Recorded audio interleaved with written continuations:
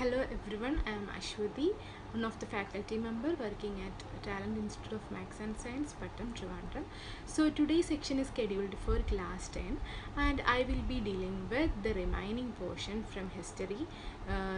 In the previous week we discussed about the first chapter from history, that is the rise of nationalism in Europe, and in this section we discussed on by fourth of the chapter, that is how French Revolution helped in the idea of nation state, the need for freedom and also universal suffrage, etc., and about a change in administrative system. All this we have discussed along with the Napoleonic Code and what are the changes that happened in France after the revolution of 1789, that is the French Revolution.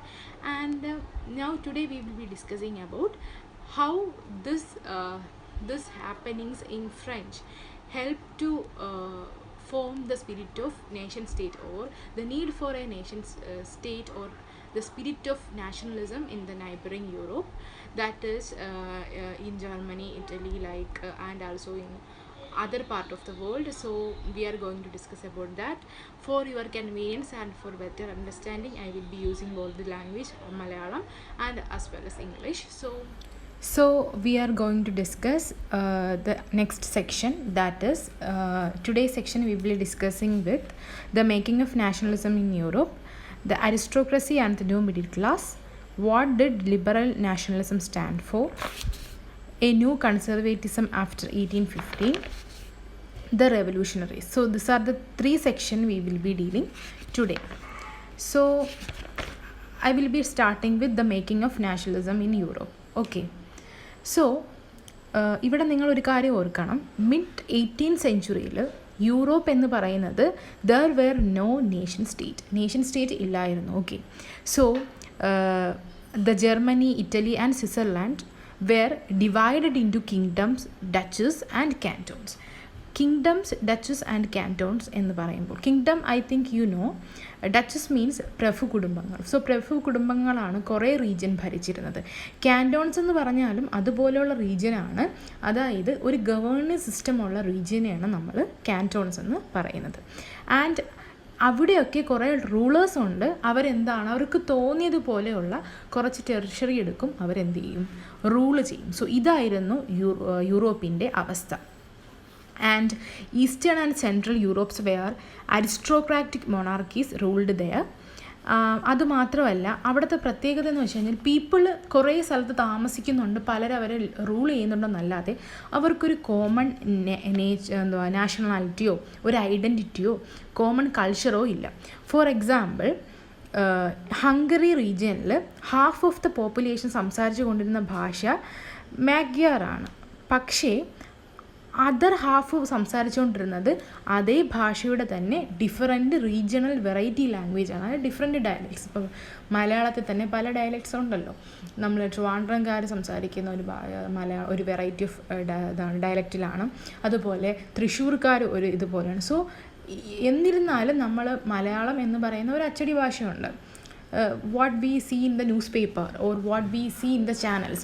So അങ്ങനെ ഒരു common language identity പോലും എവിടെ ഇല്ലായിരുന്നു, European കോണ്ടിനെൻസിൽ ഇല്ലായിരുന്നു. In ഗലീഷ്യയിൽ aristocracy ആൾക്കാർ പോളിഷാണ് സംസാരിച്ചിരുന്നത്, middle class and lower middle class വേറൊരു ലാംഗ്വേജാണ് സംസാരിച്ചിരുന്നത്. സോ ഇതായിരുന്നു അവസ്ഥ. And the only tie binding this diverse group together was a common alliance to a empire. So ഇതൊക്കെയായിരുന്നു ഒരു നേഷണലിസം എന്ന് പറയുന്ന കൺസെപ്റ്റ്. അല്ലെന്നുണ്ടെങ്കിൽ നേഷൻ എന്ന് പറയുന്ന കൺസെപ്റ്റ് യൂറോപ്പിൽ വരുന്നതിന് മുമ്പുള്ള അവസ്ഥ. ജസ്റ്റ് ഒരു സ്കാറ്റേർഡ് റീജിയൻസ് ആയിരുന്നു. സോ ഇനി നമ്മൾ ഡിസ്കസ് ചെയ്യുന്ന എന്തൊക്കെയാണ് റീസൺസ് അല്ലെങ്കിൽ കോസസ്. ഈ ഒരു റെവല്യൂഷൻ്റെ ഭാഗമായിട്ടാണല്ലോ യൂറോപ്പിൽ നേഷൻ സ്റ്റേറ്റ് ഉണ്ടാവുന്നത്. അതിന് എന്താണ് പറയുന്നത്, അതിന് ഒരു ആക്സിലറേഷൻ കൊടുത്തിട്ടുള്ള, അതായത് അതിനൊരു ഫോഴ്സ് കൊടുത്തിട്ടുള്ള റീസൺസ് എന്താണെന്നാണ് ഇനി നമ്മൾ നോക്കുന്നത്. നമ്മൾ യൂറോപ്യൻ കോണ്ടിനെൻ്റ് എടുത്തു കഴിഞ്ഞാൽ അവിടെ 2 ടൈപ്പ് ഓഫ് പീപ്പിളാണ് ഉള്ളത്, ഗ്രൂപ്പ് ഓഫ് പീപ്പിളാണ്. അതായത് ഒന്ന് സോഷ്യലി ഡോമിനൻ്റ് ആയിട്ടിരിക്കുന്ന ഗ്രൂപ്പ്, അവരെ നമ്മൾ അരിസ്റ്റോക്രസി എന്ന് പറയും. ഓക്കെ, സോ അരിസ്റ്റോക്രസിയിലാണ് നമ്മൾ ജന്മിമാർ, കിങ്സ് അവരൊക്കെ പെടുന്നത്. ആ ഗ്രൂപ്പ് എന്ന് പറഞ്ഞു കഴിഞ്ഞാൽ ഒരു സ്മോൾ മൈനോറിറ്റി ഗ്രൂപ്പാണ്. എന്നിരുന്നാലും മെജോറിറ്റി ഓഫ് പീപ്പിളിനെ ഡോമിനേറ്റ് ചെയ്യുന്നത് അവരായിരുന്നു. ഓക്കെ, അവർ ഒരുപാട് എസ്റ്റേറ്റും പിന്നെ ടൗൺ ഹൗസസ് ഒക്കെ ഓൺ ചെയ്തിരുന്നു. ഓക്കെ, ആൻഡ് അവർ ഫ്രഞ്ചാണ് സംസാരിച്ചിരുന്നത്. സോ ഒരു ഫ്രഞ്ച് എന്ന് പറയുന്ന അവർ സംസാരിക്കുന്ന ഫ്രഞ്ച് എന്ന് പറഞ്ഞാൽ ഒരു ഡിപ്ലോമാസിക് ഹൈ സ്റ്റാൻഡേർഡ് എന്നൊക്കെ വേണമെങ്കിൽ പറയാൻ പറ്റും. Okay, and second group of people എന്ന് പറയുന്നത് മെജോറിറ്റി പീപ്പിളും പെസൻസ് ആയിരുന്നു. ഇവരെയൊക്കെ ഡോമിനേറ്റ് ചെയ്യുന്ന ആരാണ്? അരിസ്റ്റോക്രസിയാണ്. പക്ഷേ അവരൊരു സ്മോൾ നമ്പർ ഓഫ് കമ്മ്യൂണിറ്റീസേ ഉള്ളായിരുന്നുള്ളൂ. മാത്രമല്ല ഒരു അരിസ്റ്റോക്രാറ്റിക് മെമ്പർ അടുത്തൊരു അരിസ്റ്റോക്രാറ്റിക് മെമ്പറിന് മാത്രമേ എന്ത് ചെയ്യത്തുള്ളൂ, മാരേജ് ചെയ്യത്തുള്ളൂ. സോ മാരേജ് വഴി അവരെന്ത് ചെയ്യുകയാണ്, അവരുടെ ടൈസ് ഇൻ ദ സ്ട്രെങ്ത് കൂട്ടുകയാണ് ചെയ്യുന്നത്. പിന്നെ വെസ്റ്റേൺ സൈഡ്സിലൊക്കെ ടെനൻസും സ്മാൾ ഓണേഴ്സും മാത്രമാണ് ലാൻഡ് ഓൺ ചെയ്തിരുന്നത്. ഈസ്റ്റേണിനും സെൻട്രൽ യൂറോപ്പിലും ലാൻഡ് ഹോൾഡിങ്സ് എല്ലാം വളരെ വലിയ എസ്റ്റേറ്റൊക്കെ ഇവർ ഹോൾഡ് ചെയ്തിരുന്നു.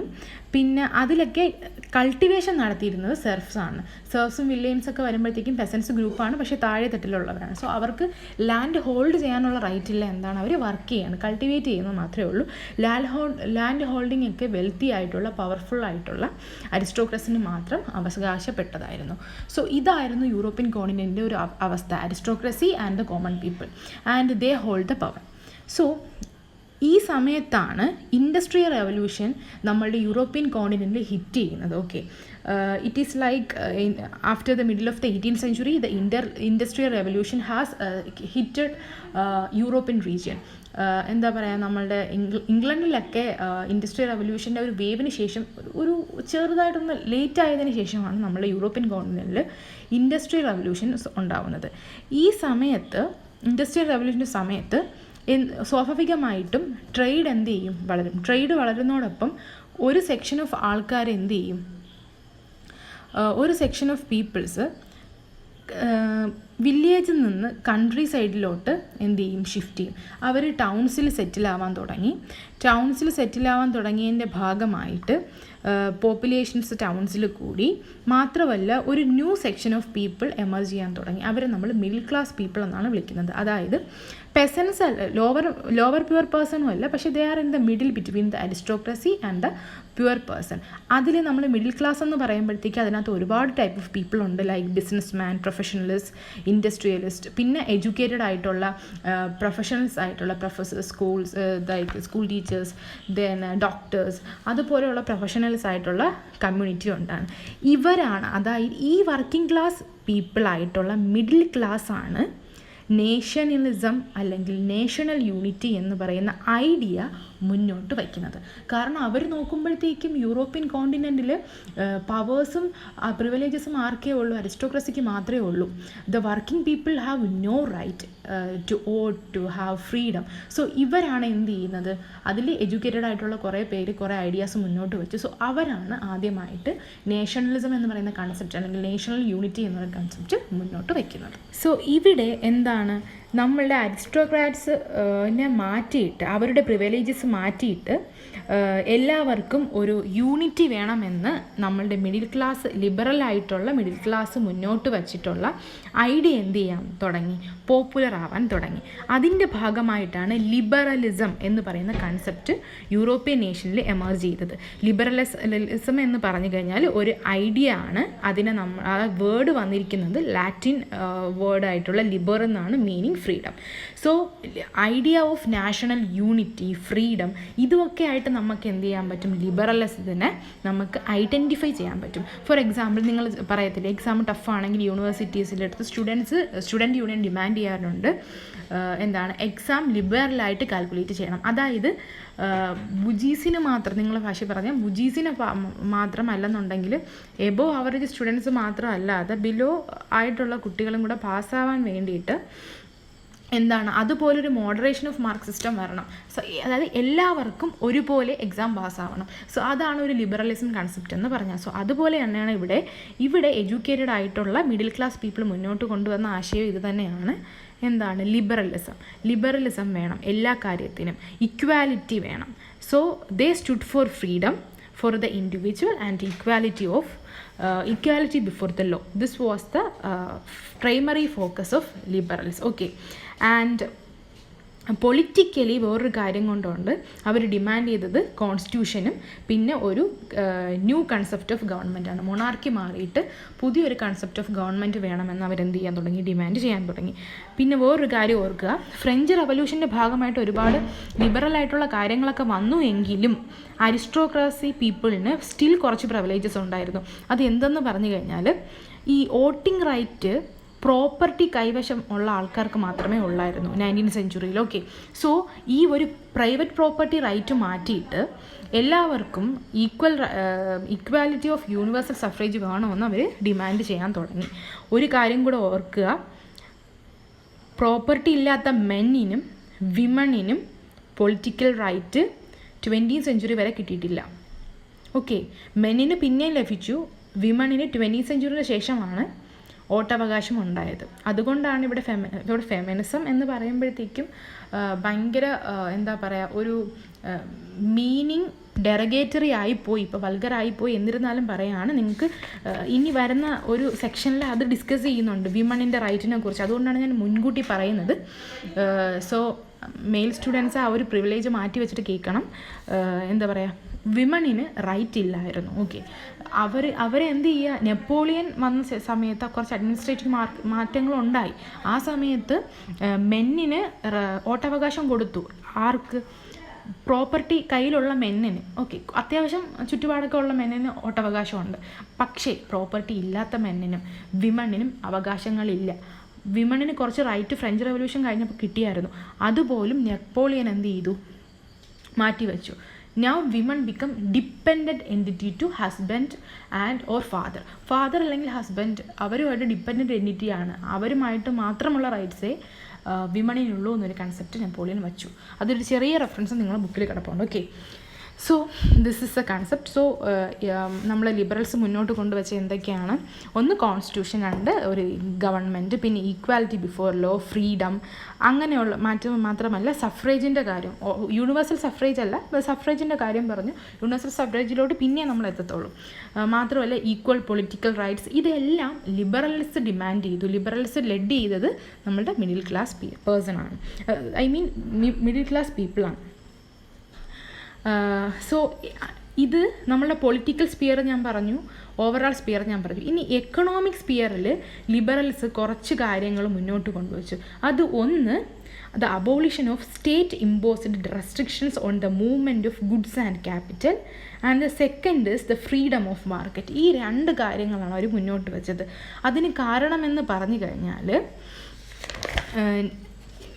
ഈ നമ്മളുടെ ജർമ്മനിയിൽ 39 സ്റ്റേറ്റ്സ് ഒക്കെ എടുക്കുകയാണെന്നുണ്ടെങ്കിൽ അവിടെ പല സ്റ്റേറ്റിലും പല മെഷർമെൻറ്റാണ്, പല വെയ്റ്റ് സിസ്റ്റമാണ്. അപ്പം ഫോർ എക്സാമ്പിൾ ഒരു മെർച്ചൻ്റ് 1833 കാലഘട്ടത്തിൽ ഹാംസ്ബർഗിൽ നിന്ന് ന്യൂറൻബർഗിലോട്ട് ഗുഡ്സ് സെയിൽ ചെയ്യാൻ പോവുകയാണ്. പുള്ളിക്കാരന് 5% ഓഫ് ദ ഗുഡ്സ് എന്താണ് കസ്റ്റം ഡ്യൂട്ടി ആയിട്ട് കൊടുക്കണം. At the same time 11 custom barriers ഉണ്ട്. 11 സ്ഥലത്തും ഈ കസ്റ്റം ഡ്യൂട്ടി ക്ലിയർ ചെയ്യണം. അതുമാത്രമല്ല പല സ്റ്റേറ്റിലും പല വെയ്റ്റും മെഷർമെൻറ്റുമാണ്. അവിടെ എയിലാണ് ഈ ക്ലോത്തൊക്കെ മുറിച്ച് കൊടുക്കുന്നത്. അത് സെൻറ്റിമീറ്റർ വ്യത്യാസമുണ്ട് പല സ്ഥലത്തും. അപ്പം ഇവിടെ 1 സെൻറ്റിമീറ്റർ എന്ന് പറഞ്ഞു കഴിഞ്ഞാൽ വേറൊരു സ്ഥലത്ത് 1 സെൻറ്റിമീറ്റർ എന്ന് പറഞ്ഞു കഴിഞ്ഞാൽ ഇപ്പുറത്തെ സ്റ്റേറ്റിനെ കാട്ടി ഒരു 0.5 കൂടുതലാണെന്നുണ്ടെങ്കിൽ ആർക്കാണ് നഷ്ടം? നമ്മളുടെ ട്രേഡേഴ്സിനാണ് നഷ്ടം. അറ്റ് ദ സെയിം ടൈം നമ്മളുടെ ബയേഴ്സിനും നഷ്ടമുണ്ട്. സോ ആ ഒരു സിസ്റ്റം മാറ്റിയിട്ട് ഈ ട്രേഡ് ടാക്സ് എന്ന് പറയുന്ന സംഭവം, ടാരിഫ് എന്ന് പറയുന്ന സംഭവം അബോളിഷ് ചെയ്യണമെന്നും ബാരിയേഴ്സ് നിർത്തലാക്കണമെന്നും പിന്നെ ഒരു uniformity in weight and measurement കൊണ്ടുവരണമെന്നും ഉള്ള ഡിമാൻഡാണ് എക്കണോമിക് സ്പിയറിൽ ലിബറൽസ് മുന്നോട്ട് കൊണ്ടുവന്ന ആശയം. അതല്ല അവരൊരു അവരൊരു ഗ്രൂപ്പ് ഫോം ചെയ്തു. ഒരു കസ്റ്റം യൂണിയനാണ്. It is formed in 1834 called Zollverein and it was formed at the initiative of Prussia and joined by most of the German state. The union abolished tariff barriers and reduced the number of currencies from over 30 to 2. അതായത് ഈ ഒരു union എന്ത് ചെയ്തു എന്ന് വെച്ച് കഴിഞ്ഞാൽ tariff barriers, trade barriers stop ചെയ്തു. മാത്രമല്ല ആ സമയത്ത് 40 കറൻസി ഉണ്ടായിരുന്നു. നമുക്കിവിടെ നോട്ടും കറൻസിയൊക്കെ ഇല്ലേ, അതിനകത്ത് പലയിടത്തും പല നോട്ടുകളാണ്. സോ നമ്മൾ ഏത് എക്സ്ചേഞ്ച് ചെയ്യും? സോ ഒരു 30 ഡിഫറെൻറ്റ് ഫോംസ് ഓഫ് കറൻസി മാറ്റിയിട്ട് 2 ആക്കി അത് കുറച്ചു. സോ ഇങ്ങനെയാണ് ഒരു വേവ് ഓഫ് എക്കണോമിക് നാഷണലിസം അല്ലെന്നുണ്ടെങ്കിൽ ഒരു അഡ്മിനിസ്ട്രേറ്റീവ് നാഷണലിസം ഒക്കെ എന്ത് ചെയ്തത്, നമ്മളുടെ യൂറോപ്യൻ കോണ്ടിനെൻറ്റിൽ മൊത്തത്തിൽ സ്പ്രെഡ് ചെയ്യാൻ തുടങ്ങിയത്. സോ ഇതാണ് നമ്മളുടെ next section. So what we here discusses about liberals and അവർ എന്തൊക്കെ ആശയങ്ങളാണ് ഓരോ സ്പിയറിൽ, അഡ്മിനിസ്ട്രേറ്റീവ് സ്പിയറിൽ, എക്കണോമിക് സ്പിയറിലൊക്കെ മുന്നോട്ട് വച്ചത്. സോ ഈ ഒരു സെക്ഷൻ നന്നായിട്ട് വായിച്ചു നോക്കുക, ഇതിന് ക്വസ്റ്റ്യൻസ് വരും. സോ ഇനി നമ്മൾ കൺസർവേറ്റിസം എന്ന കൺസെപ്റ്റാണ് നോക്കുന്നത്. ലിബറലിസം പറഞ്ഞു, മിഡിൽ ക്ലാസ് അപ്രൈസിങ് പറഞ്ഞു. സോ കൺസർവേറ്റിസമാണ് നെക്സ്റ്റ് യൂറോപ്യൻ കോണ്ടിനെൻ്റ് ഉണ്ടായത്. കൺസർവേറ്റിസം ഒരു ന്യൂ വേർഡാണ്. സോ നിങ്ങൾക്ക് അതിൻ്റെ മീനിങ് ടെക്സ്റ്റ് തന്നെയുണ്ട്. A political philosophy that stress the importance of tradition, established institutions and custom and preferred gradual development to quick change. So conservatives believe ചെയ്തിരുന്ന കാര്യം എന്ന് പറഞ്ഞു കഴിഞ്ഞാൽ ട്രഡീഷണൽ ഇൻസ്റ്റിറ്റ്യൂഷൻ ആയിട്ടുള്ള മൊണാർക്കി അതുപോലുള്ള പവർ വേണം. അറ്റ് ദ സെയിം ടൈം ഒരു ചേഞ്ചും ആവശ്യമാണ്.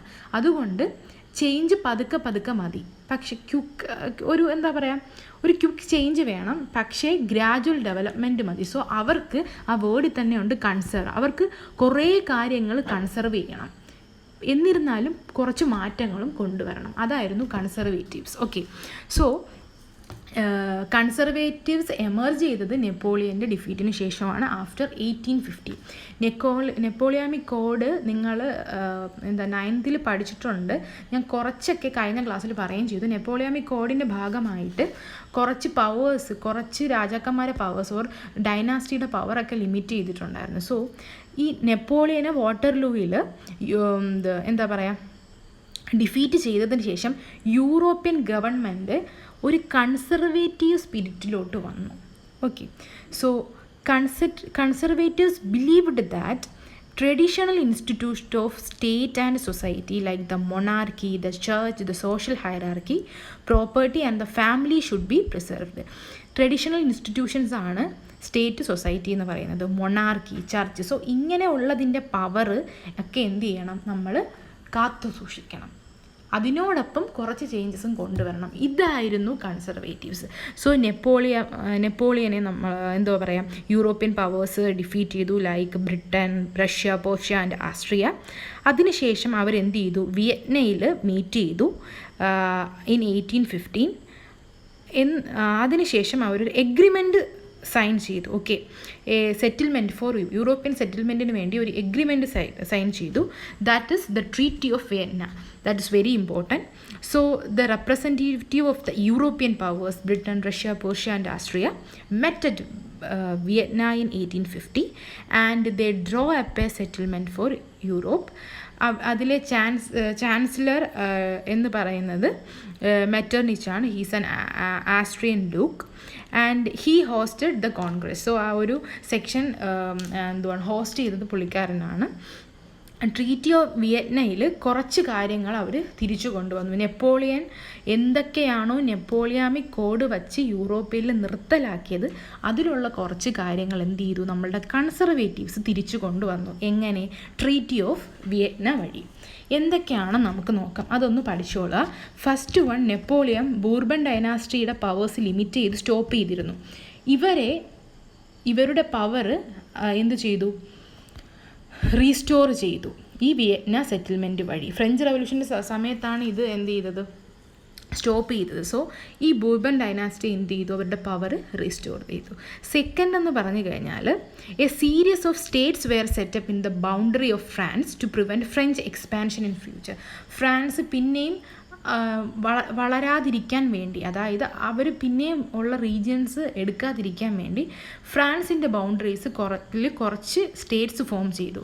Four example, Netherland was set up in the north. Okay, northern റീജിയനിൽ നെതർലാൻഡ് സെറ്റപ്പ് ചെയ്തു. Then Genoa was added to Piedmont in the south. Prussia got some important territory on it. like Western Phrygia and Austria got control of northern Italy. So ഇതുപോലെ കുറച്ച് സ്ഥലങ്ങൾക്ക് വേറെ സ്ഥലങ്ങളുടെ control കൊടുത്തു, കുറച്ച് സ്ഥലത്ത് പുതിയ സ്റ്റേറ്റുകൾ ഫോം ചെയ്തു. സോ ഇങ്ങനെ ഒരു മെത്തേഡ് അവർ കൊണ്ടുവന്നു. Then Germany became the confederation of 39 state. So അവിടെ പ്രത്യേകിച്ച് മാറ്റമൊന്നും അവർ കൊണ്ടുവന്നില്ല. ജർമ്മനി അതുപോലെ തന്നെ ഇത് നെപ്പോളിയൻ ആ ഒരു ജർമ്മനിയെ കൂടുതലായിട്ട് ടച്ച് ചെയ്യാൻ പോയിട്ടില്ല. സോ അതുപോലെ തന്നെയാണ് ഇപ്പോഴും എന്താണ് ജർമ്മൻ കോൺഫെഡറേഷൻ ഇപ്പോഴും 39 സ്റ്റേറ്റായിട്ട് നിൽപ്പുണ്ട്. അവിടെ വേറെ എന്താ പറയുക മാറ്റങ്ങളൊന്നും കൊണ്ടുവന്നിട്ടില്ല. Then in the east Russia was given a part of Poland while Prussia was given a portion of Saxony. So റഷ്യയ്ക്ക് പോളണ്ടിൻ്റെ ഒരു പാർട്ടും റഷ്യയ്ക്ക് സാക്സോണിയുടെ ഒരു പോർഷനും കൊടുത്തു. സോ ഇതാണ് നമ്മളുടെ വിയറ്റ്നാം ട്രീറ്റിയിൽ കൂടെ വരുന്ന ഒരു മാറ്റം. ഇവിടെ നോക്കി ഇതെല്ലാം നമ്മൾ റീജിയൻ ബേസ്ഡ് ആയിട്ടുള്ള മാറ്റങ്ങളാണ് സ്റ്റേറ്റിനെ ഫോം ചെയ്യുന്നതും. പിന്നെ ഈ ഡൈനാസ്റ്റിയെ തിരിച്ചു കൊണ്ടുവരുന്നതെന്നുള്ളത് മൊണാർക്കി പവറിനെ അവരെന്ത് ചെയ്യാണ്, കൺസർവേറ്റീവ്സ് കൺസർവേ ചെയ്യുവാണ്.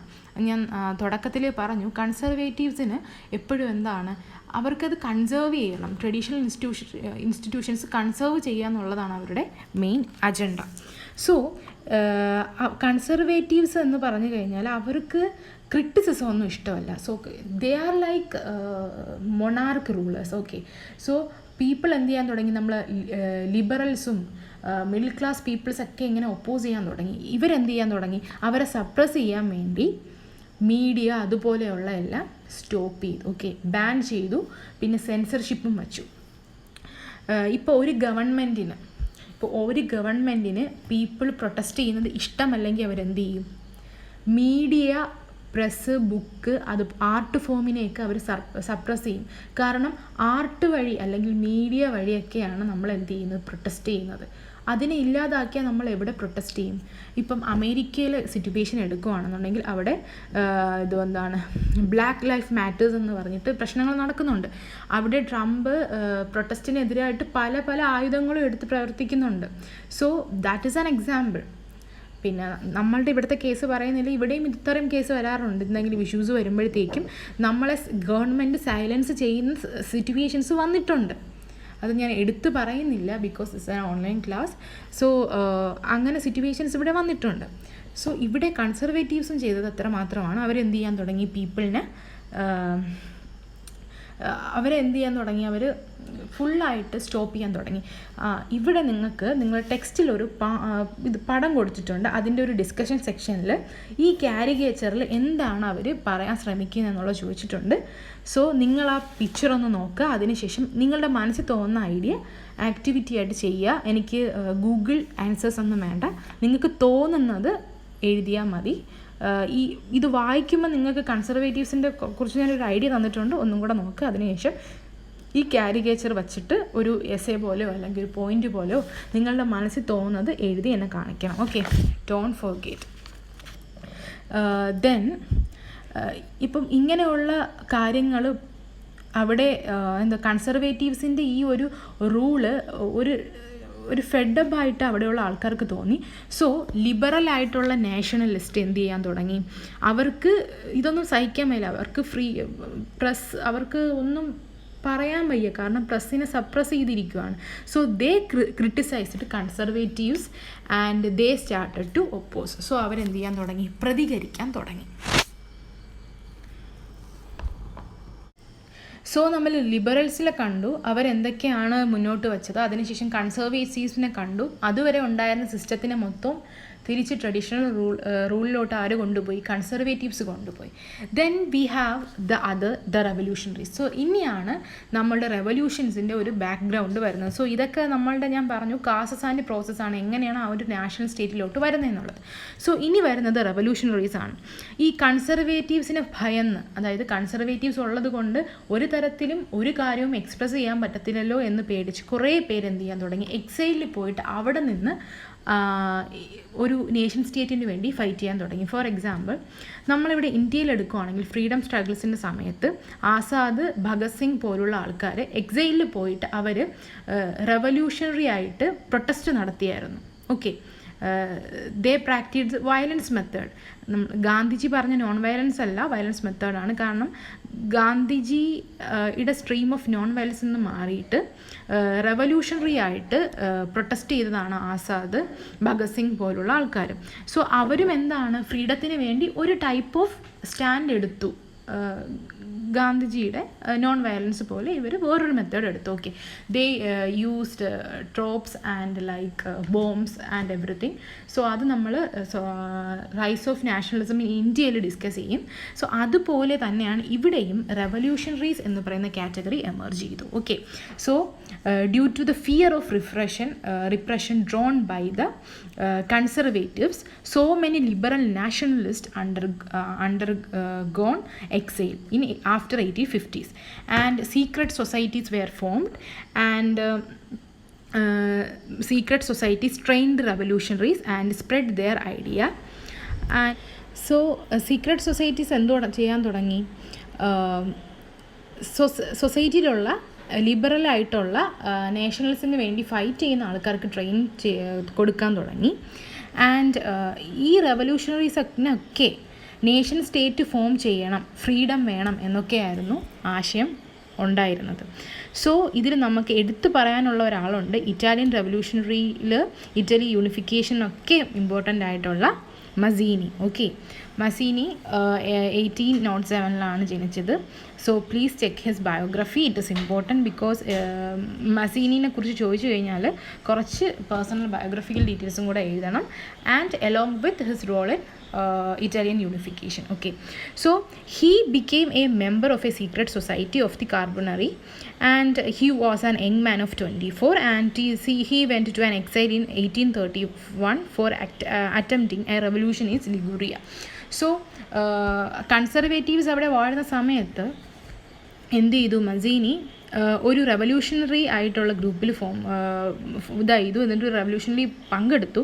അതിൻ്റെ ഭാഗമായിട്ട് അവിടെ നിന്ന് ഫോഴ്സ്ഡ് എക്സൈലിലോട്ട് പോകാൻ തുടങ്ങി. എക്സൈൽ മീൻസ് ഒളിച്ച് താമസിക്കാൻ തുടങ്ങി. കാരണം ഒരു നോട്ടപ്പുള്ളിയായിട്ട് നമ്മൾ പത്രത്തിലൊക്കെ വരത്തില്ല, ചിലവരിപ്പം മാവോയിസ്റ്റ് ആൾക്കാരെല്ലാം ഈ എക്സൈലിലാണ്. കാരണം they are revolutionaries. Okay, and we consider them in under A negative light because they are like വയലൻ്റ്ലി attacking every one. So അതുപോലെ തന്നെയാണ് ആ ഒരു കാലത്തിൽ കൺസർവേറ്റീവ്സിൻ്റെ ആൾക്കാർ ഈ റെവല്യൂഷണറീസിനെ എന്ത് ചെയ്യാൻ തുടങ്ങി, അവരെ ബ്ലാക്ക് ലിസ്റ്റിലാണ് ഉൾപ്പെടുത്തിയിരുന്നത്. സോ മസീനിയും ഇതുപോലെ എന്ത് ചെയ്തു, എക്സൈലിലോട്ട് പോയി. സോ എന്താ പറയുക, പുള്ളിക്കാരൻ 2 അണ്ടർഗ്രൗണ്ട് സൊസൈറ്റീസ് ഫോം ചെയ്തു. ഈ നമ്മുടെ അധോലോകം എന്ന് പറയുന്ന നമുക്ക് 2 സീക്രട്ട് ഗ്രൂപ്പാണ്. We have young Italy in Marseilles and then young Europe in Berne. So ഈ 2 പേരും ഓർത്ത് വയ്ക്കുക, ഓൺ മാർക്ക് ക്വസ്റ്റ്യൻസ് എന്ന് ചോദിക്കും. ദെൻ അദ്ദേഹത്തിൻ്റെ മൈൻഡ്, ഐഡിയ ഇതെല്ലാം ചെയ്യാൻ തുടങ്ങി, സ്പ്രെഡ് ചെയ്യാൻ തുടങ്ങി. So the young man from Poland, French, Italy and German state followed Mazzini's idea, and Mazzini believed that God had intended nation to be a natural unit of mankind. അതായത് nation എന്ന് പറഞ്ഞു കഴിഞ്ഞാൽ mankind ആയിരിക്കണം അതിലെ elements, അല്ലാതെ ഒരു മാൻകൈൻഡിനെ over rule ചെയ്യുന്ന, അല്ലെന്നുണ്ടെങ്കിൽ കുറേ ഇൻഡിപെൻഡൻറ്റ് റീജിയൻസ് ആയിട്ടല്ല, ഇൻഡിപെൻഡൻറ്റ് റീജിയൻ ആയിട്ടായിരിക്കരുത് റൂൾ ചെയ്യുന്നത്. സോ നേഷൻ എന്ന് പറഞ്ഞാൽ മാൻകൈൻഡ്സ് യൂണിറ്റ്സ് ആയിട്ട് ചേർന്നുണ്ടാവുന്നതായിരിക്കണം ഒരു nation. That was his belief.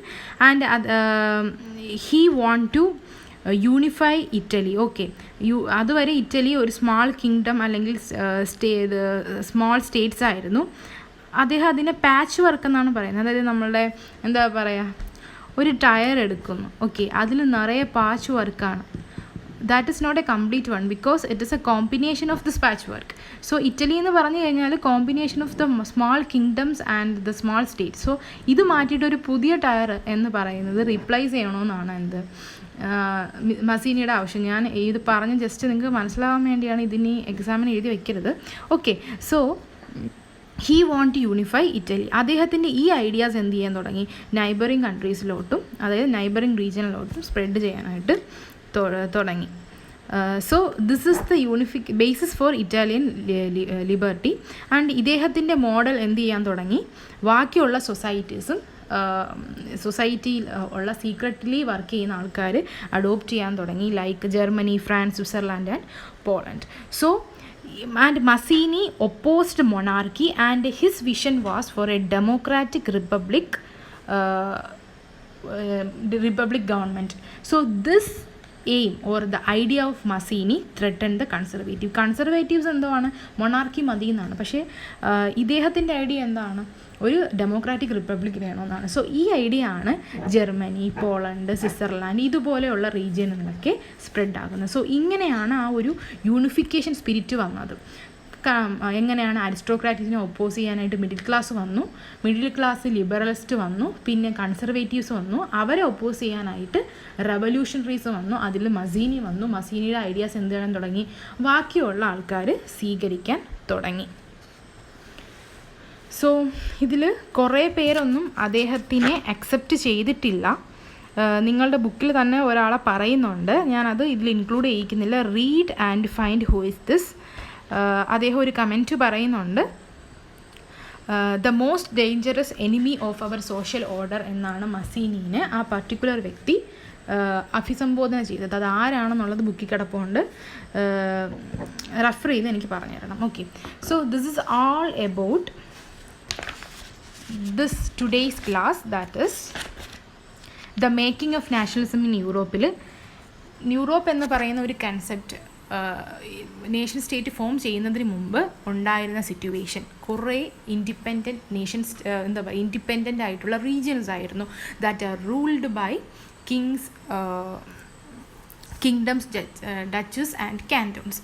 അത് കഴിഞ്ഞിട്ട് നമ്മൾ മിഡിൽ ക്ലാസ്സിനെ ഡിസ്കസ് ചെയ്തു, ലിബറൽസിനെ ഡിസ്കസ് ചെയ്തു, പിന്നെ എന്താണ് കൺസർവേറ്റീവ്സിനെ ഡിസ്കസ് ചെയ്തു. സോ ഇന്നത്തെ സെക്ഷനിൽ ഞാൻ ഇത്രയും എടുക്കുന്നുള്ളൂ, കാരണം ഒരുപാട് പറഞ്ഞു കഴിഞ്ഞാൽ നിങ്ങൾ കുറച്ചും കൂടെ ഹെവി ആയിട്ട് തോന്നും. നെക്സ്റ്റ് സെക്ഷനിൽ നമ്മൾ കവർ ചെയ്യുന്നത് age of revolution, romantic imagination and national feeling, hunger, hardship and popular revolt, then the revolution of the liberals. ഇതായിരിക്കും നമ്മൾ അടുത്ത സെക്ഷനിൽ ഡിസ്കസ് ചെയ്യുന്നത്. പിന്നെ മേക്കിംഗ് ഓഫ് ജർമ്മനി ആൻഡ് ഇറ്റലിയും വിഷ്വലൈസിങ് ദ നേഷനും നമുക്ക് ഒറ്റ സ്ട്രെസ്സിൽ നമുക്ക് തീർക്കാം. ഓക്കെ, സോ ഇനിയുള്ളത് നിങ്ങളുടെ വർക്ക് സെക്ഷനാണ്. അതായത് നിങ്ങളുടെ ടെക്സ്റ്റിൽ the rice of nationalism in Europe എന്ന് തുടങ്ങുന്ന ആ ഒരു ഭാഗത്ത് ഒരു ചാർട്ട് കിടപ്പുണ്ട്, ചാർട്ട് ഓഫ് ഇമ്പോർട്ടൻസ് ഡേറ്റ്. അതൊന്ന് ചാർട്ടിലാക്കുക. ഓക്കെ, ബുക്കിനകത്ത് ഉണ്ട്, അത് ഒരു പേപ്പറിലോ സെപ്പറേറ്റ് ആയിട്ട് ഒരു പേപ്പറിലോ ഒരു ചെറിയ ചാർട്ട് പേപ്പറിലോ അതൊന്ന് കോളം വരച്ച് ചെയ്ത് വയ്ക്കുക. കാരണം നിങ്ങൾക്ക് 1 മാർക്കിന് ഏതെങ്കിലും ഒരു ഡേറ്റ് ചോദിക്കുകയാണെങ്കിൽ എഴുതാൻ വേണ്ടിയാണ്. നെക്സ്റ്റ് കുറച്ച് ഷോർട്ട് നോട്ട്സ് ആണ്. ഒന്ന് ലിബറലിസം ആൻഡ് ദെയർ ഡിമാൻഡ്സ്, രണ്ടാമത് സോൾവറിൻ, അത് ഞാൻ നേരത്തെ പറഞ്ഞിട്ടുണ്ടായിരുന്നു ഓഡിയോയിൽ, അതിൻ്റെ ഒരു നോട്ട് വേണമെന്ന്. Then conservatism, then revolutionarism, treaty of Vienna, പിന്നെ മസീനിയെക്കുറിച്ച് ഒരു short note including his biography. Then അത് കഴിഞ്ഞിട്ട് നിങ്ങളെ ടെക്സ്റ്റ് തന്നെ ഒരു ക്വസ്റ്റ്യൻ ആണ്, describe the political ends that List hope to achieve through economic measures. അത് എന്തുവാ പറയുക, ലിബറൽസിൻ്റെ മുന്നോട്ട് വച്ച ആശയങ്ങൾ കൂടെ വരും. പിന്നെ ഞാൻ നേരത്തെ പറഞ്ഞതുപോലെ നിങ്ങൾ ടെക്സ്റ്റിൽ ഒരു കാരിക്കേച്ചറുണ്ട് കൺസർവേറ്റീവ്സിൻ്റെ, അത് നോക്കിയിട്ട് അവരെന്താണ് ആ കാർട്ടൂണിസ്റ്റ് എന്താണ് ഡെപ്പിക്റ്റ് ചെയ്യുന്നത്, അതായത് കാണിക്കുന്നത് എന്നുള്ളത് നിങ്ങളുടേതായിട്ടുള്ളൊരു വ്യൂ പോയിൻറ്റിൽ എനിക്കൊരു ആൻസർ വേണം. എനിക്ക് ഗൂഗിളിൽ നിന്നോ ഗൈഡിൽ നിന്നോ ആൻസർ വേണ്ട, നിങ്ങളുടേതായിട്ടുള്ളൊരു വ്യൂ പോയിൻ്റിൽ നിന്ന് വേണം. സോ ഇത്രയും കാര്യങ്ങൾ ടെക്സ്റ്റ് വായിച്ചിട്ട് ടെക്സ്റ്റിനകത്തു നിന്ന് തന്നെയാണ് എനിക്ക് തരേണ്ടത്. എനിക്ക് ഞാൻ നേരത്തെ പറഞ്ഞ പോലെ ഗൂഗിൾ ആൻസേഴ്സ് വേണം, ഞാൻ ചെക്ക് ചെയ്യും ഗൂഗിൾ ആൻസേഴ്സ് ആണോ എന്ന്. പിന്നെ എനിക്ക് ഗൈഡ് ആൻസേഴ്സും വേണ്ട. ഓക്കെ, എനിക്ക് നിങ്ങളുടെ ഓൺ ആൻസറാണ്. സോ ടെക്സ്റ്റ് വായിക്കുക. ഇന്ന് ഞാൻ വളരെ ചെറിയ പോർഷനാണ് എടുത്തത്. ആ ഒരു പോർഷൻസ് നോക്കുക. പിന്നെ നിങ്ങളുടെ കയ്യിൽ മാപ്പ് ഉണ്ടെങ്കിൽ യൂറോപ്യൻ കോണ്ടിനെൻസിൻ്റെ മാപ്പും ഇതിൽ പറഞ്ഞിരിക്കുന്ന സ്ഥലങ്ങളും ഒക്കെ ഒന്ന് നോക്കാൻ ശ്രമിക്കുക, കാരണം മാപ്പ് ക്വസ്റ്റ്യൻസ് വരും. സോ എനിക്ക് ഇത്രേ പറയാനുള്ള, ടെക്സ്റ്റ് വായിക്കുക, ഇന്ന് പഠിപ്പിച്ച അത്രയും പോർഷൻ തറവാക്കുക. ഓക്കെ, അടുത്ത സെക്ഷനിൽ നമുക്ക് മീറ്റ് ചെയ്യാം. അടുത്തതും ഇതുപോലെ ഞാൻ ചിലപ്പോൾ ഒരു ചെറിയ സെക്ഷനായിട്ടും എടുക്കുന്നത്, ഇല്ലെന്നുണ്ടെങ്കിൽ ഒരു 2 സെക്ഷൻ. ഓക്കെ, നമുക്കിനി 2 സെക്ഷനോട് കൂടി നമ്മൾ ഈ ചാപ്റ്റർ കംപ്ലീറ്റ് ചെയ്തിട്ട് ഒരു ടെസ്റ്റ് ഉണ്ടാവും, ഒരു ചെറിയ ടെസ്റ്റ് ഓൺലൈൻ ആയിരിക്കും. അതിൻ്റെ ഡീറ്റെയിൽസ് ഞാൻ പറയാം. സോ ഇത്രയേ ഉള്ളൂ ഇന്നത്തെ സെക്ഷൻ. Thank you.